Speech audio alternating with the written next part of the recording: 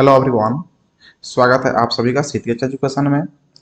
आज के सेशन में हम लोग पाइथन प्रोग्रामिंग के एमसीक्यू क्वेश्चन का डिस्कशन करेंगे, जो क्वेश्चन 2022 में एसबीटी के द्वारा पूछा जा चुका है।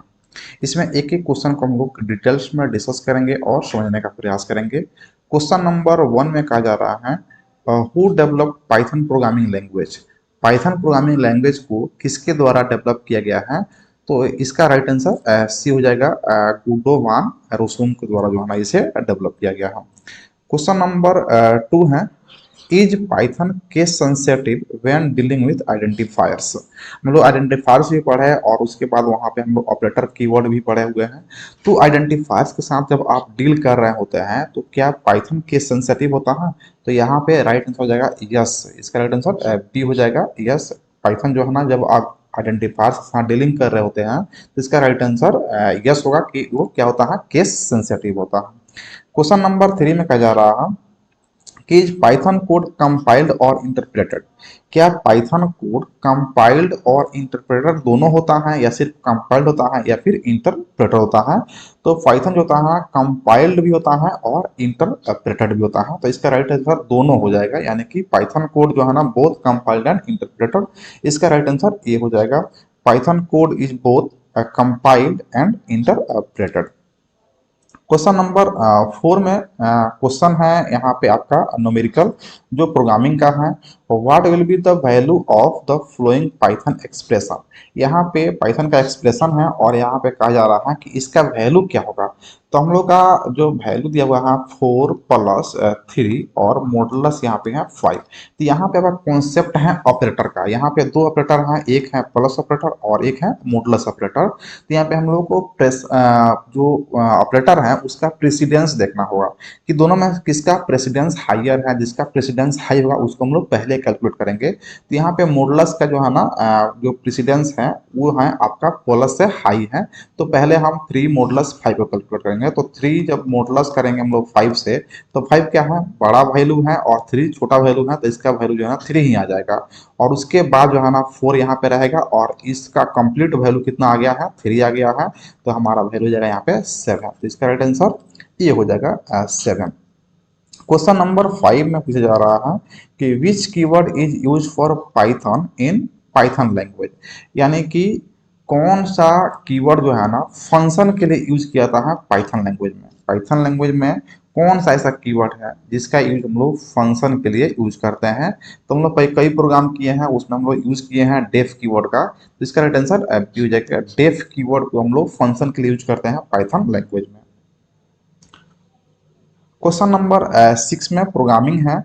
इसमें कुछ कोड दिए गए हैं, उसका आउटपुट फाइंड करना है। What will be the output of the following Python code. Python code में आपका सबसे पहले i इक्वल टू 1 दिया गया है। उसके बाद में पूछा जा रहा है कि वाइल ट्रू अगर ये सही है तो यहाँ पे कहा जा रहा है if i modulus 3 is equal to 0 और यहाँ पे कोलन हो जाएगा। तो i मॉडुलस अगर 3 है तो यहाँ पे आप ब्रेक कर दीजिए, आई मॉडुलस 3 तो ब्रेक कीजिए। अगर आई मॉडुलस 3 नहीं है तो आपको प्रिंट करना है, और प्रिंट क्या करना है, तो प्रिंट आई करना है। और उसके बाद में आई के वैल्यू को जो है ना इंक्रीज करना है, आई प्लस इक्वल टू 1, यानी कि आई का वैल्यू 1 से इंक्रीज करना है। तो यहाँ पे आपको आई का वैल्यू क्या है, आपका 1 है। तो 1 यहाँ पे रखेंगे तो कंडीशन क्या हो जाएगा, अब फॉल्स हो जाएगा, यानी कि 0 नहीं आएगा। तो यहाँ पे क्या हो जाएगा, जब कंडीशन फॉल्स हो जाएगा तो यहाँ प्रिंटिंग पे चल जाएगा, प्रिंटिंग करेगा 1। उसके बाद आई का वैल्यू बढ़ करके यहाँ पे कितना हो जाएगा, 2 हो जाएगा। फिर 2 को यहाँ पे चेक करेगा, यहाँ पे आकर इफ में चेक करेगा, यहाँ पे फिर से कंडीशन कर जाएगा फॉल्स हो जाएगा। तब फिर से यहाँ पे आकर प्रिंटिंग करेगा और प्रिंट करेगा यहाँ पे 2। उसके बाद फिर यहाँ पे वैल्यू इंक्रीज करेगा, हो जाएगा ये 3। फिर यहाँ पे जाएगा और चेक करेगा, 3 मॉडुलस 3 हो जाएगा आपका 0 और हो जाएगा करेक्ट। और करेक्ट होने पर क्या हो जाएगा, यहाँ पे ब्रेक स्टेटमेंट काम करेगा, यानी कि यहाँ पे जो प्रिंटिंग आपका हो रहा है 1 और 2 हो रहा है। तो यहाँ पे राइट आंसर आपका सी हो जाएगा, 1 एंड 2। क्वेश्चन नंबर 7 है, Python support the creation of anonymous function at running using A construct call. कहा जा रहा है कि जो पाइथन होता है वो सपोर्ट करता है एनोनिमस फंक्शन को क्रिएट करने के लिए रन टाइम में, यानी कि रन टाइम में अगर आप कोई एनोनिमस फंक्शन को क्रिएट करना है तो उसको पाइथन सपोर्ट करता है किस कंस्ट्रक्ट फंक्शन के लिए। तो इसका जो है ना आपका राइट आंसर सी हो जाएगा, लैम्डा फंक्शन के जो है ये सपोर्ट करता है। क्वेश्चन नंबर यहाँ पे 8 है। 8 में पूछा जा रहा है कि what will be the output of the following Python code snippet if x equal to 1। अगर कह रहा कि x इक्वल टू 1 है तो x का यहाँ पे जो है ना ये बाइनरी ऑपरेटर है टू टू टाइम्स, तो x का वैल्यू क्या आएगा। जब भी x का वैल्यू 1 होगा तो इसको दो बार जो है ना आप लेफ्ट शिफ्ट करेंगे। अगर आपको 1 को जो है ना 4 बिट्स में लिखना है बाइनरी में तो आप लिखेंगे 0001। अब ये हमारा बाइनरी कोड हो गया 1। अब इसको एक बार शिफ्ट करेंगे लेफ्ट, लेफ्ट शिफ्ट करेंगे तो आपको जो है ना ये 1 जो है ना यहाँ पे शिफ्ट हो जाएगा, उसके बाद में यहाँ पे 0 हो जाएगा और ये 0 जो है ना आपको यहाँ पे शिफ्ट हो जाएगा और ये 0 जो है ना आपका यहाँ पे शिफ्ट हो जाएगा और यही वाला 0 कहाँ पे चला गया, यहाँ पे चला गया। तो ये 1 शिफ्ट में हुआ। सेकंड शिफ्टिंग करेंगे तो आपका फिर जो है ना आपका जो है ना ये 0 जो है ना आपको निकल के इधर आ जाएगा। उसके बाद में ये 1 जो है ना यहाँ पे आ जाएगा, ये 0 जो है ना यहाँ पे आपको शिफ्ट हो जाएगा। फिर ये 1 जो है ना यहाँ पे आ जाएगा और ये 0 जो है ना आपको यहाँ पे आ जाएगा। तो आपको फाइनल वैल्यू क्या मिल रहा है 0100 और ये वैल्यू जो है ना आपका 4 के बराबर होता है। तो यहाँ पे राइट आंसर क्या हो जाएगा ए 4, यानी कि दो बार शिफ्ट करेंगे लेफ्ट तो आपका जो वैल्यू इसका 4 हो जाएगा। क्वेश्चन नंबर 9 में पूछा जा रहा है कि विच of the following is the truncation division operator in Python.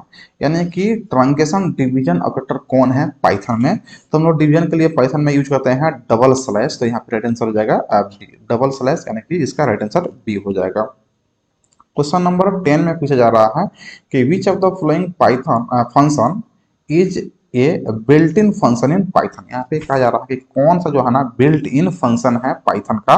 तो पाइथन में जो है ना आपका बिल्ट इन फंक्शन जो है ना यहाँ पे राइट आंसर बी हो जाएगा, प्रिंट फंक्शन। यहाँ पे आपका सीड फंक्शन है या स्क्वायर रूट है या फैक्टोरियल है, तो ये सब क्या होता है, ये बिल्ट इन फंक्शन पाइथन का नहीं बल्कि ये math dot H header file का है। तो यहाँ पे राइट आंसर आपका बी हो जाएगा, प्रिंट।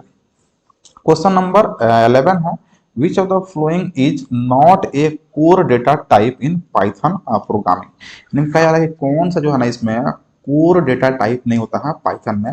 तो जो पाइथन में कोर डेटा टाइप होता है वो होता है, एक होता है आपका बुलियन, बुलियन, उसके बाद जो है ना हो जाता है इंटीजर, इंटीजर और होता है आपका स्ट्रिंग। तो ये जो है ना तीन जो डेटा टाइप्स हैं इसको हम लोग बोलते हैं कोर डेटा टाइप पाइथन में।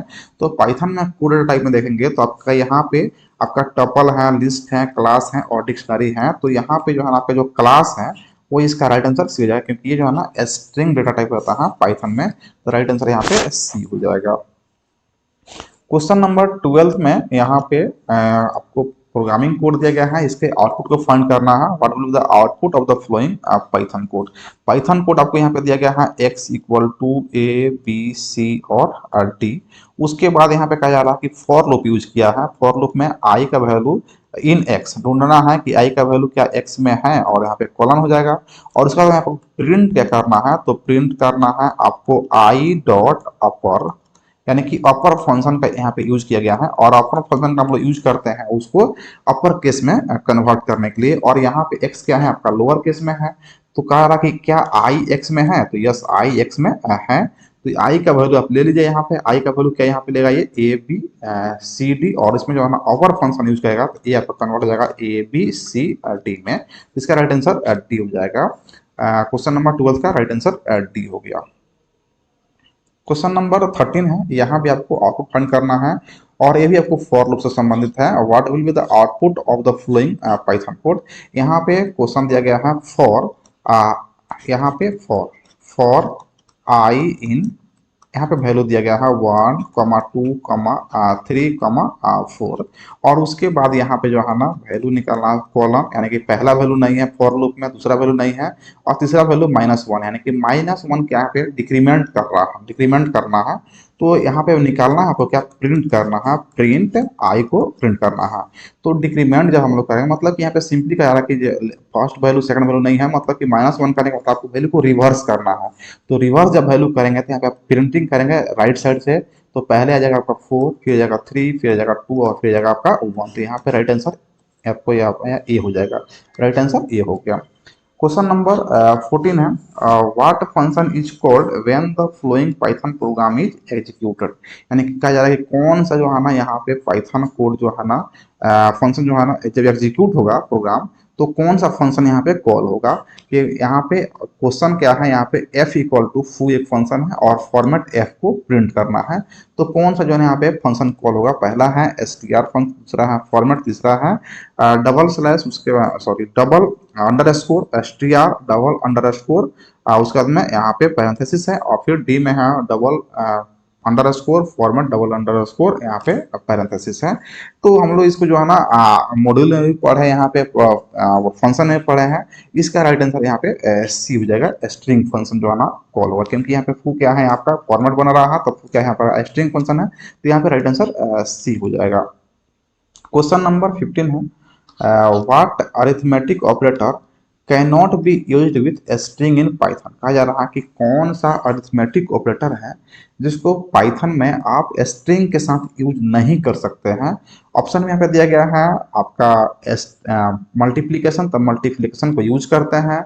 यहाँ पे माइनस है, माइनस को यूज नहीं करते हैं, और प्लस को हम लोग यूज यहाँ पे करते हैं। तो यहाँ पे कहा जा रहा है कि कैन नॉट बी यूज, किसको यूज नहीं करते हैं, तो हम लोग जो है ना माइनस को यूज नहीं करते हैं, तो यहाँ पर राइट आंसर बी हो जाएगा। क्वेश्चन नंबर 15 का बी हो जाएगा।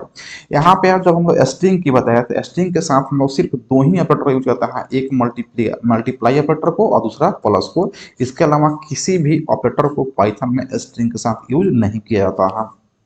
क्वेश्चन नंबर 16 है, which of the following statement is use to create an empty set in Python. अगर पाइथन में आपको एम्प्टी सेट क्रिएट करना है तो किस स्टेटमेंट का यहाँ पे यूज करेंगे। ऑप्शन ए बी सी और डी दिया हुआ है। तो यहाँ पे हम लोग जब भी एम्प्टी सेट क्रिएट करना होता है तो हम लोग सेट फंक्शन का यूज करते हैं, तो यहाँ पर राइट आंसर डी हो जाएगा। सेट फंक्शन का यूज करके आप पाइथन में एम्प्टी सेट क्रिएट कर सकते हैं। क्वेश्चन नंबर 17 है, which of the following Python statement will result in the output 6। यानी कहा जा रहा है कि कौन सा ऐसा स्टेटमेंट इसमें है जो रिजल्ट हमें 6 के रूप में आउटपुट प्रोवाइड करेगा। तो यहाँ पे आपको दिया हुआ है एक एरे 1 2 3 4 5 6 और 7 8 9 जो है ना आपको यहाँ पे एलिमेंट दिए गए हैं। तो यहाँ पे एरे में आपको जो है ना 1 2 3, उसके बाद में यहाँ पे 4 5 6, यहाँ पे 7 8 और 9, ये हमको जो है ना यहाँ पे मैट्रिक्स दिए गए हैं। और इसमें जो है ना आपको कहा जा रहा है कि 6 वैल्यू जो है ना कौन सा एलिमेंट हमको प्रोवाइड करेगा। तो यहाँ पे आप देख पा रहे हैं 6 वैल्यू यहाँ पे है।